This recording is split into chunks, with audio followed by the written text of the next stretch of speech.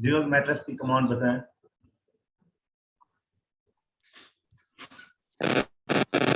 Sir मैं बताऊं? जी बिल्कुल बताएं,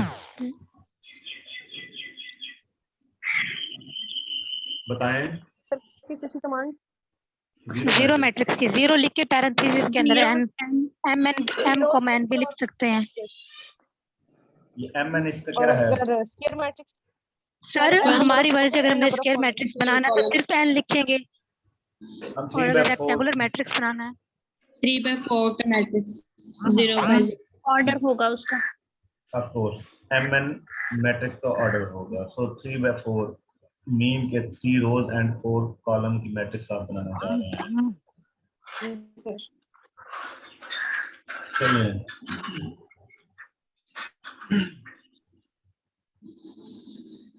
अच्छा हम दो मैट्रिक्स को मर्ज भी कर सकते हैं। दो मैट्रिक्स अलग से लिखी हुई हैं, लेट्स ए देते हैं और दूसरी मैट्रिक्स को हम बी दे देते हैं नेम। इन दोनों मैट्रिक्स को एक न्यू मैट्रिक्स भी बना सकते हैं, इन दोनों को मर्ज करके।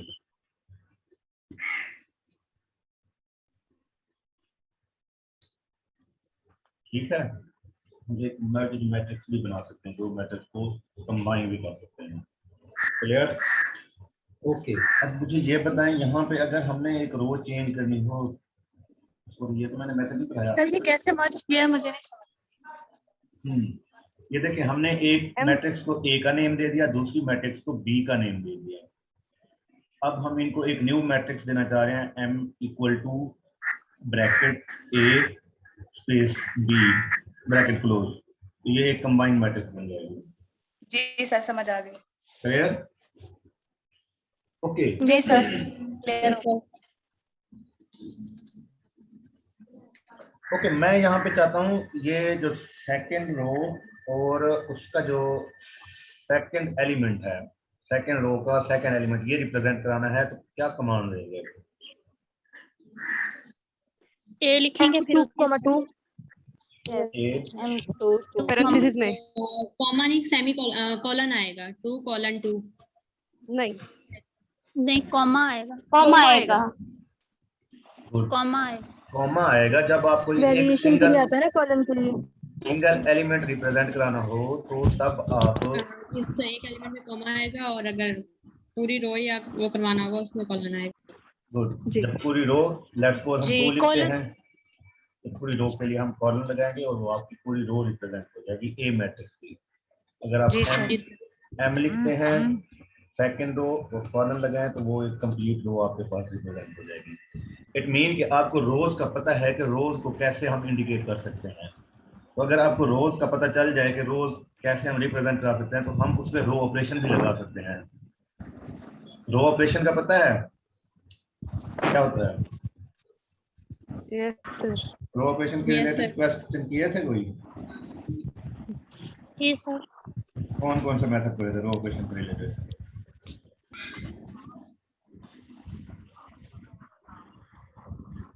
रो ऑपरेशन से रिलेटेड कोई मेथड पढ़े थे? Yes sir. कौन कौन से? Sir echelon form, reduce echelon form. नहीं, उसमें स्केलिंग और सर रिप्लेसमेंट होती थी, स्केलिंग और या फिर एक और इसका था मेथड चलिए ठीक है। स्केलिंग, तो रो ऑपरेशन स्केलिंग, रिप्लेसमेंट। आपने लीनियर अलजेब्रा में रो ऑपरेशन मेथड तो पढ़े हुए हैं, लेकिन मैटलैब में उनको कैसे परफॉर्म करते हैं उसके लिए आज थोड़ा सा लेक्चर पढ़ लेते हैं। In MATLAB ith row of matrix is specified by ai। अब हमें ये पता है, अभी हमने एक रो रिप्रेजेंट कराई है ना? Yes sir. कोई भी row I through represent, column complete. ith row और उसके तमाम कॉलम, उसको रिप्रेजेंट Yes, sir. करने का। अब हम किसी रो को अगर मल्टीप्लाई करना चाहें, अब जैसे हमने ये रो ली है, इसको हम 2 से मल्टीप्लाई करना चाहते हैं। लेट्स सपोज यही रो है, इसको हम 2 से मल्टीप्लाई करना चाहते हैं, तो हम क्या करेंगे? 2 स्टेरिक और उस फिर उस रो का रेफरेंस लिख देंगे। हम किस रो को मैट्रिक्स की किस रो को 2 को मल्टीप्लाई करना चाह रहे हैं, पूरी कंप्लीट रो को, तो उसको लिखेंगे equal second complete row to A, asterisk A sorry हम m को ले लेते हैं यहाँ पे, asterisk m second complete row और ये कॉलम Yes, sir. तो ये देखें, ये जो आपकी मैट्रिक्स थी ना, कंप्लीट मैट्रिक्स, उस मैट्रिक्स की जो सेकंड रो है उसको मल्टीप्लाई कर दिया है 2 के साथ, ठीक है। ये कमांड हम Yes, इसलिए sir. ये कमांड हम इसलिए लिखेंगे, आपकी पूरी मैट्रिक्स आ जाएगी। अगर हम ये ना लिखते, जस्ट हम लिखते, तो वो सिर्फ रो को मल्टीप्लाई करके दे देता आपको। अगर आप ये रिमूव कर देते हैं, लेट्स सपोज, तो वो आपकी जस्ट उसी रो को मल्टीप्लाई करके वो आपको रिप्रेजेंट कर देगा। अंडरस्टैंड? Yes, फिर sir. पूरा मैट्रिक्स में शो होता है। जी सर। जिन बच्चों का Yes, ये sir. क्वेश्चन था लास्ट में कि पूरी मैट्रिक्स का नेम अगर चेंज करने में मैट्रिक्स लेके आने, तो वो यही मेथड है, ठीक है। अगर जी ए सर। तो ये एक बार रिपीट कर दिया अगेन।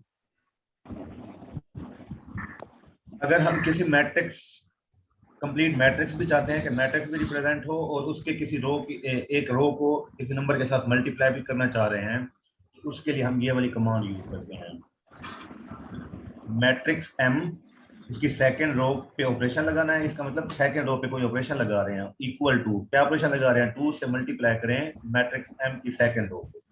अंडरस्टैंड? जब इसे मल्टीप्लाई करेंगे तो वो आपकी कंप्लीट Okay, sir. मैट्रिक्स आ जाएगी। क्लियर? तो अगर आपको ये मेथड आता है तो इसका मतलब आप रो ऑपरेशन परफॉर्म कर सकते हैं। तो रो ऑपरेशन कोई मुश्किल चीज़ है ना। रो ऑपरेशन में आपने यही चीज़ें पढ़ी हैं, या तो आप रो को इंटरचेंज करते हैं, या किसी रो को किसी कांस्टेंट से मल्टीप्लाई करते हैं, या किसी कांस्टेंट से डिवाइड करते हैं, या कोई सी दो रोज को आप जी। ऐड और सब्ट्रैक्ट करते हैं। ऐड सब्ट्रैक्ट करते हैं। ये 3 चीजें होती हैं, और ये आई थिंक आपको रो रिप्रेजेंट करना आ गई है मैटलैब में, तो आप ये ऑपरेशन भी परफॉर्म कर सकते हैं। अंडरस्टैंड? अब लेट्स Yes, सपोज, sir. जैसे ये मैट्रिक्स एम है, मैं चाहता हूं आप इसको 2 से डिवाइड करें सेकंड रो को।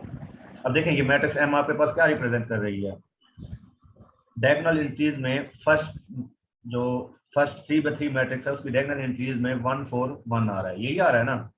अब आप चाहते हैं सेकंड रो को 2 से डिवाइड करना चाह रहे हैं, तो क्या करेंगे, क्या कमांड आएगी, कोई बताएगा?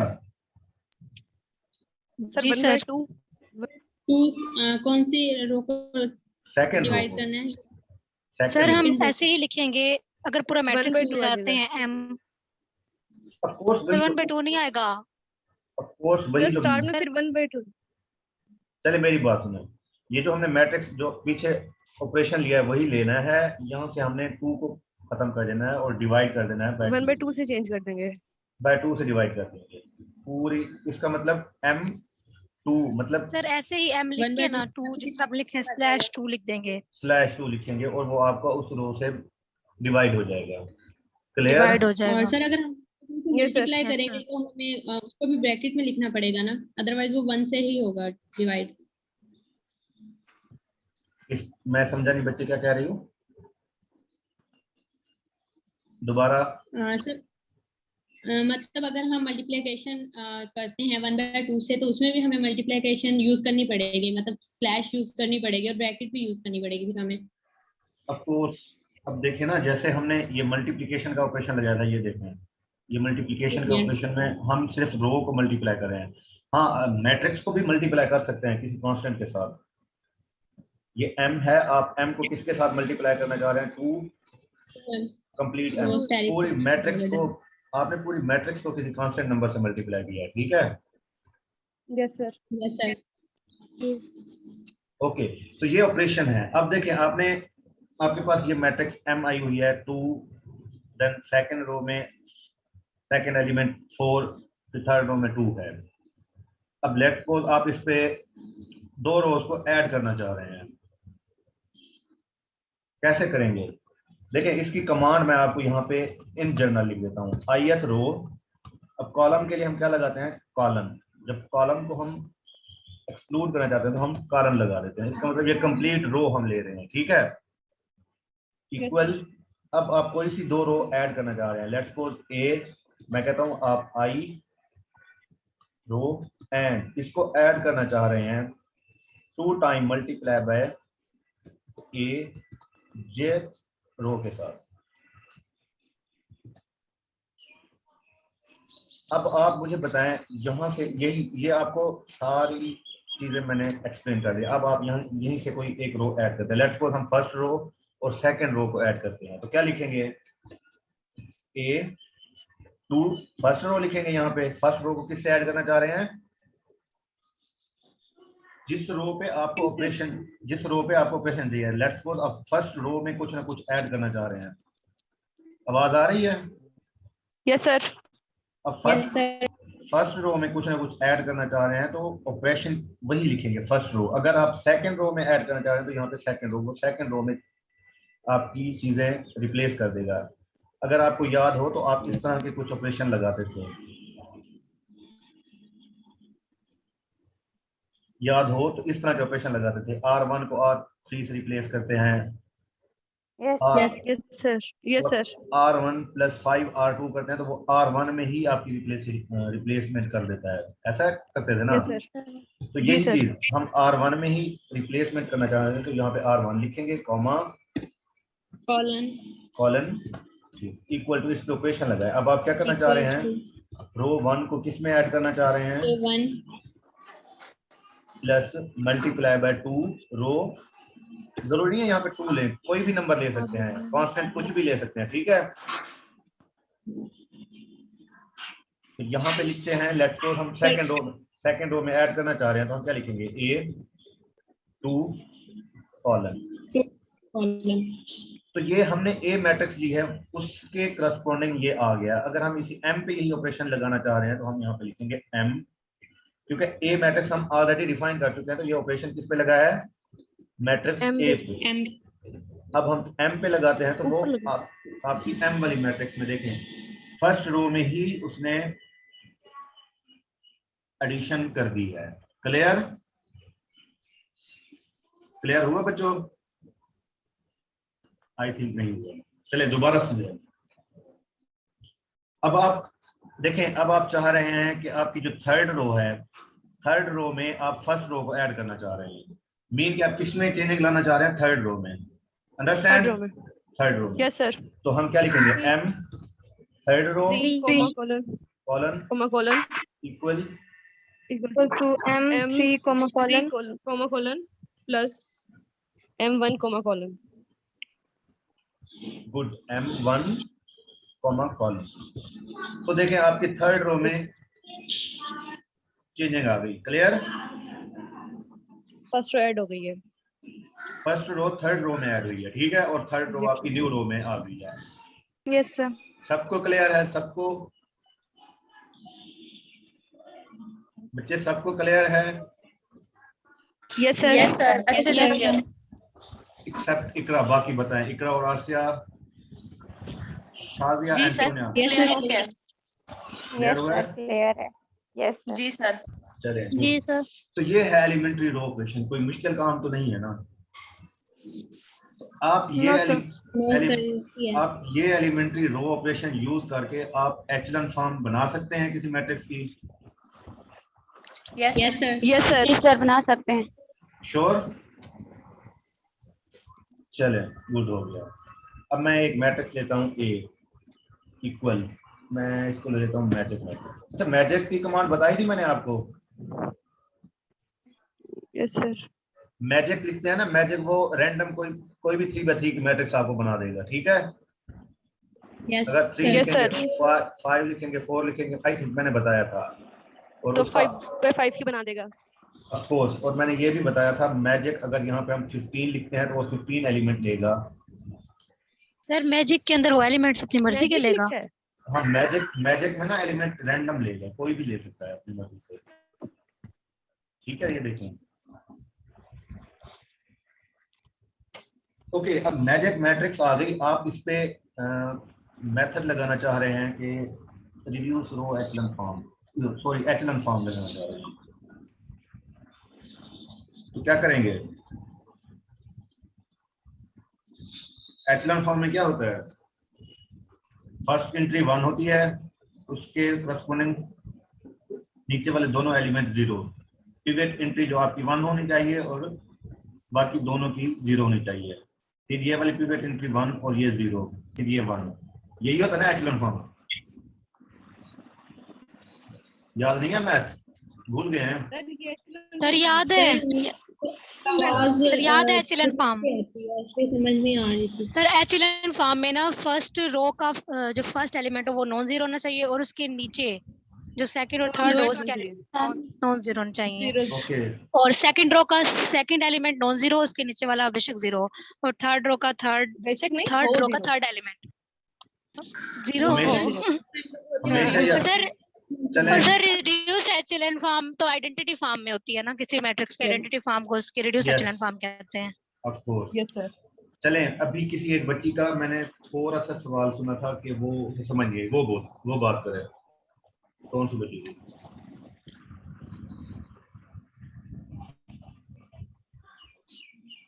किसी बच्ची ने कहा था कि उसे कुछ सर समझ नहीं आया। हुमैरा ने किया था। जी हुमैरा। सर वो आपकी आवाज नहीं आ रही थी जब आपने पूछा था सर, ना आपकी आवाज फॉर्म कट क्या रही होती थी। है, तो वो फिर ये पूछ रही थी अच्छा अब क्लियर है? आपने क्या पूछा है। यस सर, अब सही आ रही है आवाज। चलें देखें एचलन फॉर्म जो है ना वो आप मेथड आपको पता है, कोई सी दो रो ऐड करें सब्ट्रैक्ट करें आपको एचलन फॉर्म मिल जाएगी, क्योंकि हमने ये मैट्रिक्स इस टाइप की ली हुई है तो इसमें 1/2 इस तरह डिवाइड करने वाला ऑप्शन आ जाएगा, तो हम इसको भी बना सकते हैं। कैसे? लेट्स सपोज आपके पास ये ए मैट्रिक्स है, आप फर्स्ट एलिमेंट 1 बनाना चाह रहे हैं, तो आप क्या करेंगे? फर्स्ट रो कॉलम इक्वल, आप फर्स्ट रो में क्या चीजें लाना चाह रहे हैं? सर 8 से डिवाइड कर देंगे ना पास वाली रो को। 8 से डिवाइड कर देंगे। गुड, 8 से आप इसको डिवाइड करें, आप फर्स्ट रिक्वायरमेंट आ जाए। Yeah, लिखिए 1 comma colon.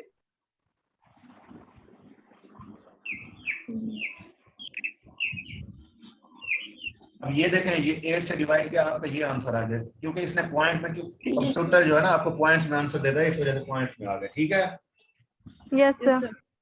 अब आपने सेकंड रो को 0 करना है तो कैसे करेंगे? सर फर्स्ट रो को -3 से First row को- मल्टीप्लाई ऐड कर देंगे सेकंड रो में। फर्स्ट रो को चेंजिंग किस में हम लाना चाह रहे हैं? सेकंड रो में, तो यहाँ पे क्या लिखेंगे? Second row Second two one. Colon Second.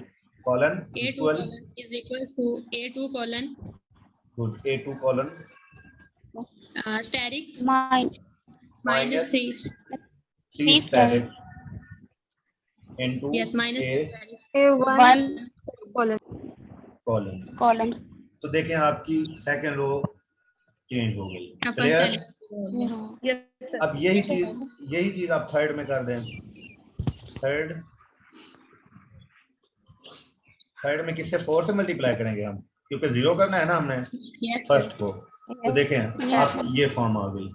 आसान है मुश्किल है? सर बहुत इजी है। आसान है.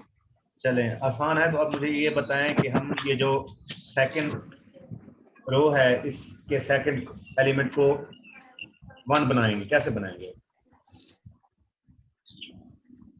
कमान बताएं।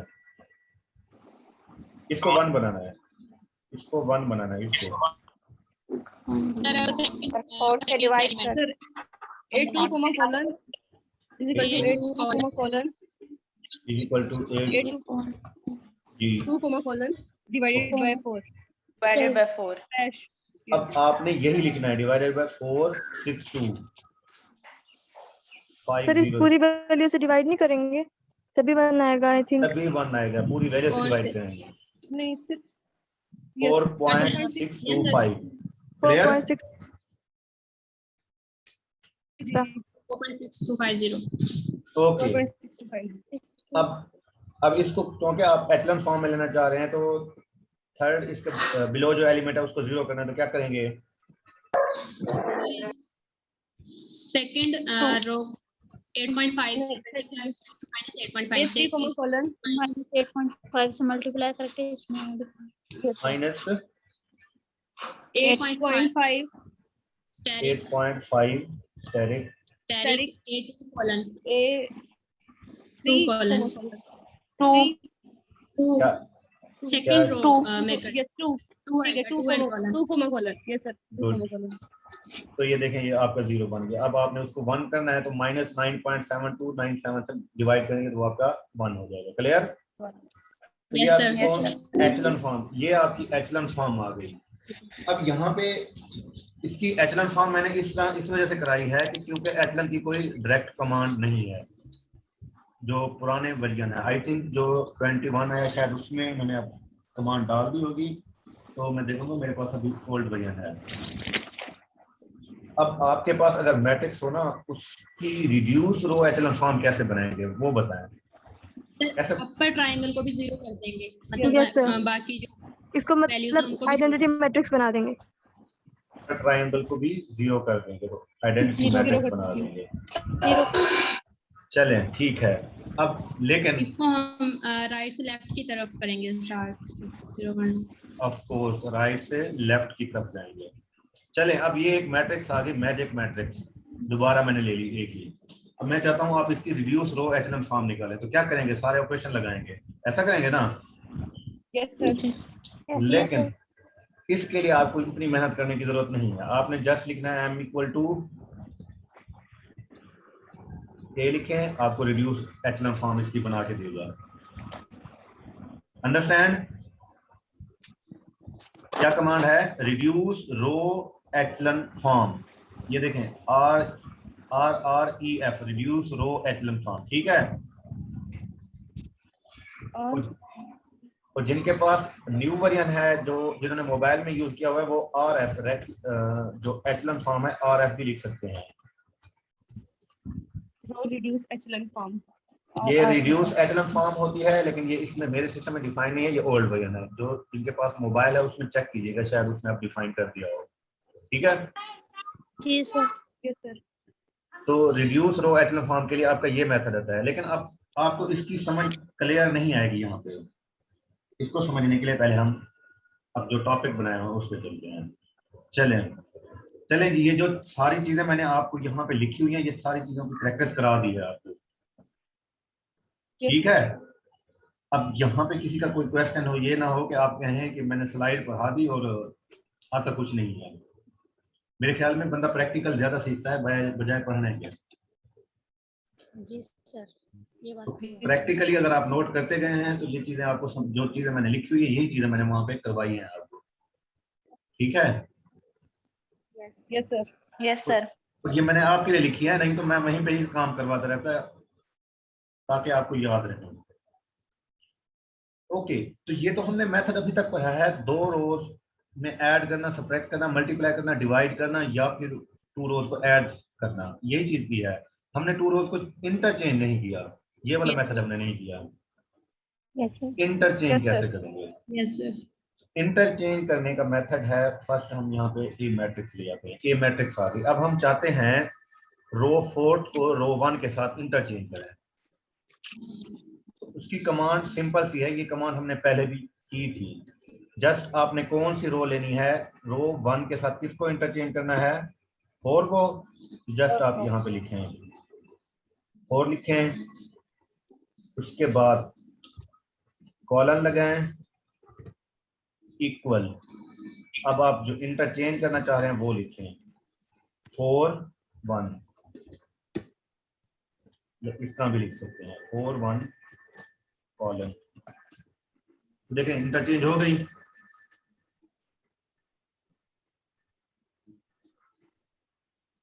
क्या इंटरचेंज हुई रो? Yes, sir. अब जस्ट हमने क्या किया, देखें हमारी जो रोज की कमांड होती है वो क्या होती है, पहले उसे समझ लें। ए आई कॉलन, ये वाली रोज की कमांड होती है ना, यस इक्वल सर। ए जे जे कॉलन। कॉलम। अब देखें हमने जस्ट क्या किया है, क्योंकि हम ऑपरेशन लगाना चाह रहे हैं रोज पे, ये वाली कमांड हमने एक रोज ये ले ली, एक रो ये ले ली, ये 2 रोज ली 1 और 4। और वो किस जगह पे ली कि ए मैट्रिक्स की किसी रो और कॉलम को छोड़ देना है। सेम है यहाँ पे भी आई की जगह हमने 2 रोज का जो ऑपरेशन है, 4 को 1 1 को 4 कर देना है, ठीक है। Yes, sir. Operation Yes, sir. वही है, जस्ट आपने जो चीजें इंटरचेंज करनी है वो यहाँ पे रेक्टेंगल ब्रैकेट में लिख देनी है, ठीक है।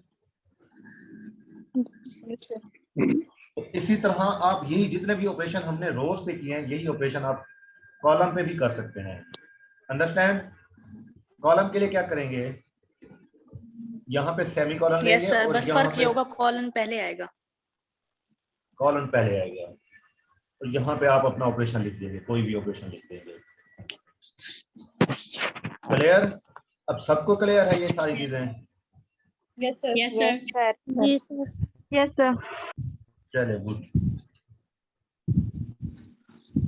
अब आपके पास कोई मैट्रिक्स आ जाए, उसको आपकी उससे आपको कोई टास्क दिया जाए कि रिड्यूस रो एचेलॉन फॉर्म ये सारी चीजें कर लेंगे आई यस सर। सब ऑपरेशन लगा देंगे। और मैंने ये जो चीज अभी करवाई है ये भी मैंने यहाँ पे मेंशन की हुई है, रो ऑपरेशन एंड मैटलैब में कैसे ith रो jth रो को हम इंटरचेंज कर सकते हैं। और ये चीजें रो ऑपरेशन में, बाकी ये चीजें तो आप जानते ही हैं, इनवर्स ऑफ ए क्या होता है, मैट्रिक्स का इनवर्स होता है, डिटरमिनेंट ऑफ ए मैट्रिक्स का डिटरमिनेंट होता है, जानते हैं ना, ये करवा दी Yes, मैंने। sir. जी सर। और ये मैंने एक्सप्लेनेशन भी दी है कि किस तरह हम रोज किस तरह ये ऑपरेशन काम कर रहे होते हैं, तो ये बताया हुआ है मैंने, ये सारी चीजें मैंने आपको प्रैक्टिकली करा दी है। मैं यहाँ पे भी एक्सप्लेन करने के लिए तैयार हूँ, अगर किसी को समझ नहीं आई, ये ना हो कि आप कहें कि बस जस्ट मैं बता रहा हूँ। बच्चे किसी को अगर समझ नहीं Yes, पूछ sir. सकता है। नहीं सर, हमें समझ आ गई है। चले गुड। और ये भी मैंने बता दिया है, रिड्यूस रो एचेलॉन फॉर्म जिसे हम गॉस जॉर्डन एलिमिनेशन मेथड भी कहते हैं, ठीक है। और मैंने इसकी एक्सप्लेनेशन भी दे दिया है, R equal to reduce row echelon form of matrix A, return the reduce echelon form, reduce row echelon form of A using Gauss-Jordan elimination method with partial pivoting. Partial pivoting क्या होती है? Pivot element किसे कहते हैं? जो diagonal पे जो लाई कर रहे होते हैं एलिमेंट्स, जब हम एचेलॉन फॉर्म में कन्वर्ट कर लेते हैं किसी मैट्रिक्स को, तो उन एलिमेंट्स को पिवट एलिमेंट्स कहते हैं। Yes sir. जी सर। पिवट एलिमेंट, चले ये मैंने पिवट एलिमेंट को भी एक्सप्लेन कर दिया हुआ है। जिन बच्चों को समझ ना आई हो तो मैंने लिख दिया कौन सा इसमें पिवट एलिमेंट है, ठीक है। Yes sir. चले अब किसी का यहाँ तक कोई क्वेश्चन हो? नो चले No, sir. अब हम चलते हैं स्क्रिप्ट फाइल की तरफ। स्क्रिप्ट फाइल क्या होती है? मैटलैब में जो भी काम हम करते हैं ना, यहाँ पे ये कमांड विंडो में, उसको हम स्क्रिप्ट फाइल में भी कर सकते हैं। स्क्रिप्ट फाइल में एक आपके पास ऐसा समझ लें कि प्रोग्राम बना हुआ है, इससे और उस प्रोग्राम में आप थोड़ी सी इंटरचेंज करें, आपके सोल्यूशन निकल आते हैं। स्क्रिप्ट फाइल में आप एक स्क्रिप्ट बना देते हैं अपने पूरे प्रोग्राम की, ठीक है। उससे पहले एक टास्क करते हैं। Yes, sir. अभी हमने ये एक solve the system of equation, ये आपको कुछ इक्वेशन दी हुई हैं, इनको आपने सॉल्व करना है। अब आपको मेथड 2 आते हैं, ये आप याद रखें। कौन कौन सा मेथड आते हैं? कौन कौन से सिस्टम को सॉल्व करने के कौन कौन से मेथड आते हैं? सिस्टम ऑफ लीनियर इक्वेशन को सॉल्व करने के कितने मेथड आप कर चुके हैं इस वक्त? सर हमने बहुत सारे पढ़े हैं। कौन कौन से? मैटलैब में कौन कौन से मैं करवा चुका सर हूं? ऑगमेंटेड मेथड भी पढ़ा है हमने। रो रिडक्शन पढ़ा है। ये ऑगमेंटेड, एक मिनट क्वेश्चन बड़ा अच्छा जबरदस्त है। ऑगमेंटेड मैट्रिक्स कौन सा होता है बच्चे? सर जब Method. हम ये जैसे हमारे ये पास आपने ये इक्वेशन ऊपर किया लिखी हुई है ना, अगर मैं ए और बी को एक ही मैट्रिक्स के अंदर लिख दूं तो वो सर ऑगमेंटेड आपने एम लिखा है जैसे। इसे हम देखें, अच्छा मेरी बात सुनिए, इसे आप ऑगमेंटेड मैट्रिक्स कहते हैं, ऑगमेंटेड मेथड नहीं होता। जो ऑगमेंटेड मैट्रिक्स बनाते हैं ना, उस पे आप एचेलॉन रिड्यूस एचेलॉन कोई मेथड लगाते हैं। मेथड आपके पास वो है, ये इससे आप ऑगमेंटेड मैट्रिक्स बनाते हैं, ये याद रखें, ठीक है। अब देखें, जैसे लेट्स सपोज मैंने ये इसका सॉल्यूशन लिखा हुआ है, ये सारी इस मैट्रिक्स ए में लिखी हुई है मैंने, ये ए मैंने लिखी, क्योंकि मैंने यहाँ पे सेमीकोलन लगाया हुआ है तो इस वजह से मैट्रिक्स रिप्रेजेंट नहीं हुई। अब देखें मैट्रिक्स रिप्रेजेंट होगी, ठीक है। जी सर। सर तो दूसरी मैट्रिक्स मैंने बी ली, इस पे भी मैंने सेमीकोलन लगाया तो इस वजह से। अब देखें यहाँ पे मैंने ऊपर डैश लगाया हुआ, तो इसका मतलब ये इसका क्या है? ट्रांसपोज। तो वो इसकी रोज को कॉलम में ले जाएगा, ठीक है। ओके, आपके पास 2 मैट्रिक्स आ गई, ए भी आ गई, बी भी आ गई। अब आप इसका सॉल्यूशन निकालना चाह रहे हैं। सॉल्यूशन निकालने के अब तक हम एक मेथड ये कर चुके हैं। मैट्रिक्स का सॉल्यूशन निकालने के लिए हम क्या करते हैं, ए राइट डिवाइडेड बाय बी, तो आपके पास सिस्टम का सॉल्यूशन आ जाता है, ठीक है। लेकिन यहाँ पे देखना ये है कि ये जो आपने मैट्रिक्स दी हुई है, सिस्टम ऑफ अननोन वेरिएबल जो है ना आपके पास 1 2 और 3 अननोन वेरिएबल है, लेकिन इक्वेशन आपके पास 4 है। जब Yes. इस तरह की कंडीशन हो तो सोल्यूशन कौन सा होता है लीनियर इक्वेशन का? वेरिएबल होता है उसके अंदर। Non correct free variable exist करेगा। कौन सा वेरिएबल? एटलीस्ट एक फ्री वेरिएबल एग्जिस्ट करेगा। इनफाइनाइट मैनी सॉल्यूशंस होंगे फिर। गुड, इनफिनाइट मैनी सॉल्यूशंस आते हैं। ओके, आपके पास टोटल लीनियर इक्वेशन के कितने सॉल्यूशन आ सकते हैं? अब मैं साथ साथ मैथ भी अच्छी कराता जाऊंगा, होप सो जो चीजें आप पढ़ चुके हैं। मुझे ये बताएं, आपके पास सिस्टम ऑफ लीनियर इक्वेशन हो, उन सिस्टम ऑफ लीनियर इक्वेशन की पॉसिबल कितने सॉल्यूशन आ सकते हैं? कितने सॉल्यूशन आ सकते हैं? ये एमसीक्यू टाइप क्वेश्चन है। किसी भी सिस्टम ऑफ लीनियर इक्वेशन के पॉसिबल कौन से सॉल्यूशन होते हैं? एक होता है यूनिक सॉल्यूशन, एक होता है नो सॉल्यूशन, और एक होता है इनफिनाइट मैनी सॉल्यूशन। ये तीन चीजें हैं। ओके, यूनिक सॉल्यूशन किस सूरत में आता है? सर जब तमाम जब कोई फ्री वेरिएबल ना हो, फ्री वेरिएबल एग्जिस्ट ना करे। ओके, तो नो सॉल्यूशन कब होगा? जब हमारे पास हो जाएगा सिस्टम इनकंसिस्टेंट जी, 0 इक्वल आता है जब कंडीशन। सर आपको- जब ना हमारे पास जो ऑगमेंटेड मैट्रिक्स हो उसके लेफ्ट साइड पे 0 0 और राइट पे कॉलम में कोई मतलब बी में कोई सिंपल सी बात है। 0 देखिए, इक्वल टू समथिंग आ जाए तो ये याद 0 इज रखें। Equal to some non zero number जब आ जाए तब चलें। हमारे पास नो सॉल्यूशन है। गुड, ये जो रैंक ऑफ ए और रैंक ऑफ बी अगर ये 0 ना आए तो इसका मतलब सिस्टम का सॉल्यूशन नो सॉल्यूशन है। ठीक है? यस सर रिपीट करें ये बात please. Rank of A rank of B अगर इक्वल नहीं है तो वो सिस्टम सॉल्यूशन एग्जिस्ट नहीं करता। ठीक है?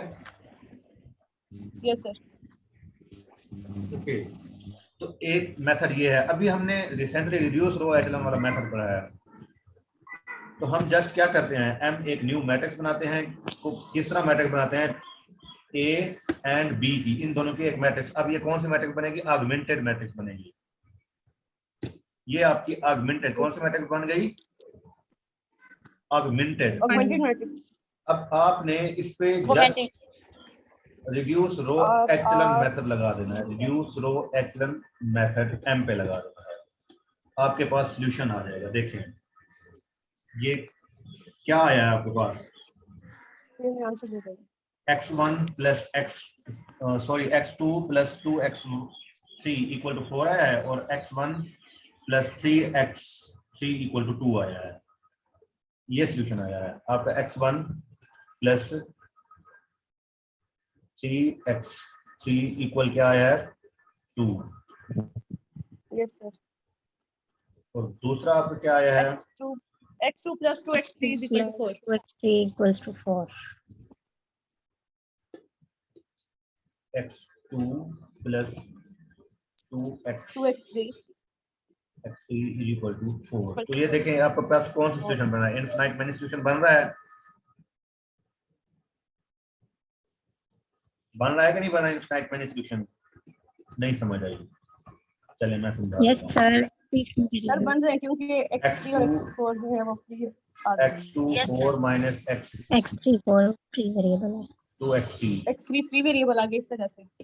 या इस तरह कर लें, इसको x3 ले लें। x3 equal to 4 minus x2। अब ये वैल्यू उसमें पुट कर दें तो दोनों x2 इसमें क्या है? फ्री वेरिएबल है। ठीक है?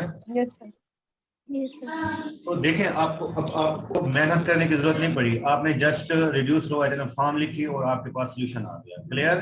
तो आप सिस्टम ऑफ लीनियर इक्वेशन को Yes, sir. Reduce row echelon form के साथ इजीली उसका सॉल्यूशन निकाल सकते हैं किसी लीनियर इक्वेशन का। तो अब मैंने आपको जितने भी लेकिन लीनियर सॉल्यूशन इस फॉर्म में तो नहीं होता सर, वो तो फिर वेक्टर्स के फॉर्म में होंगे। हम ये भी तो देखेंगे ना कि ए कौन सी स्पेस में लाई कर रहा है। जो जिस स्पेस में होगा उसकी उतने सॉल्यूशन में वेक्टर्स आएंगे। क्या क्या है? दोबारा बताओ बच्चे। डायमेंशन। अगेन रिपीट करो क्वेश्चन।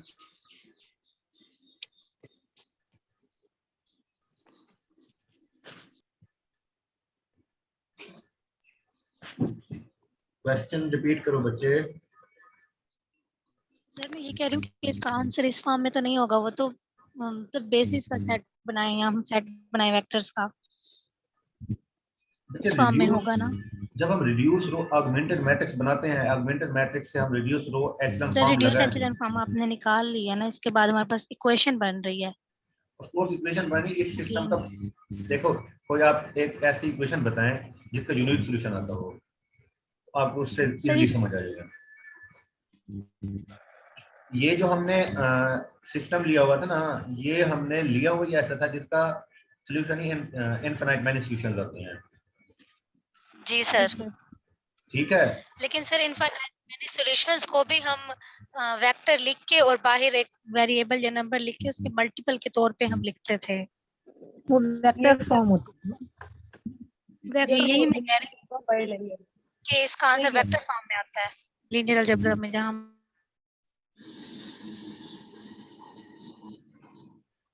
मुझे आप ये क्वेश्चन बिल्कुल समझ रहे हैं किस तरह वेक्टर फॉर्म में आता है इक्वेशन का आंसर। सर मैं solution की बात कर रही हूँ। जैसे आपने सर ये ऑगमेंटेड मैट्रिक्स सॉल्व कर लिया ना रो रिड्यूस एचेलॉन फॉर्म से, इसके बाद इसका आंसर मैं कह रही हूँ कि वेक्टर फॉर्म में होना चाहिए, इक्वेशन फॉर्म में नहीं। आसिया मैटलैब में तो वैसे नहीं लिख सकते ना कि x1 into दिस यही कंफ्यूजन डॉट प्रोडक्ट में भी हुई थी, मैं वहाँ चुप कर गई थी और फिर एंड में सर ने कहा था कि आपने मुझे